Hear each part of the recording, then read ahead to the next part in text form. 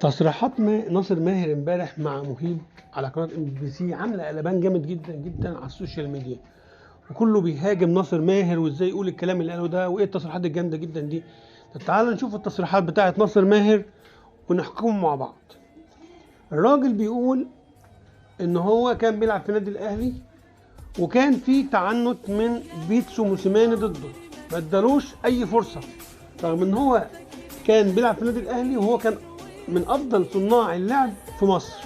الكلام ده حقيقي وفعلا ناصر ماهر كان من افضل صناع اللعب اللي موجودين في مصر في الفتره ديت لما كان في الاهلي، وما اخدش فرصته فعلا مع النادي الاهلي ومع بيتسو موسيماني.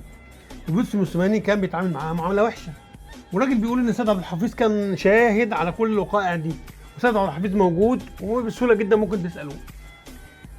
ناصر ماهر كمان بيقول ان هو بعد ما ساب الاهلي كان حلمه يروح نادي الزمالك، طبعا لان الزمالك ليه جماهير قويه جدا موجوده في مصر، فهو ساب الاهلي بجماهيره وعايز يروح نادي تاني قوي بجماهيره.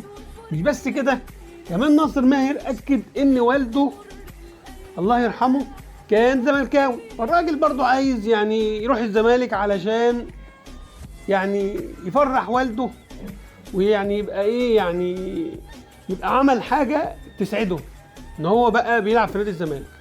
كمان الراجل اللي هو ناصر ماهر يعني شايف ان الزمالك فريق كبير جدا وليه جماهير قويه جدا، وجماهير الزمالك بتفهم في الكوره، وجماهير الزمالك بتشجع حلو في المدرجات وجماهير قويه، هو عايز كده ناصر ماهر.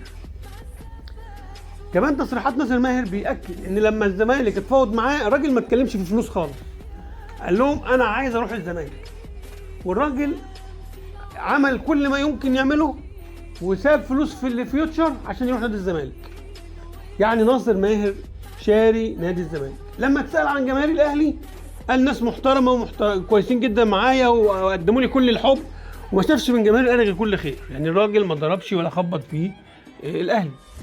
فسأله قال له هل انت يعني حاسس بفرق بين الاهلي والزمالك؟ فبيقول ان في الاهلي اللعيبه نجوم، انما في الزمالك اللعيبه اساطير.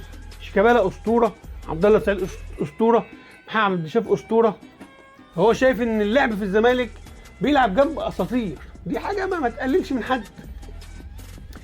برضه في حركه كويسه جدا عملها حسام حسن لما ناصر ماهر راح له وقال له انا هتنقل للزمالك، كان ممكن حسام حسن لسه جاي ماسك فيوتشر يقول له لا انا محتاجك ومش هينفع تمشي دلوقتي، لكن حسام حسن قال له انا مش هقف في طريقك وربنا يوفقك في نادي الزمالك.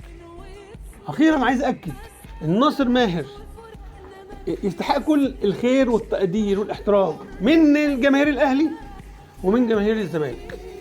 ده اللي انا شايفه من كلامه كله محترم وكلام عاقل وكلام يؤكد ان هو لعيب كبير جدا جدا ويستحق الانضمام لنادي الزمالك. بالتوفيق لناصر ماهر.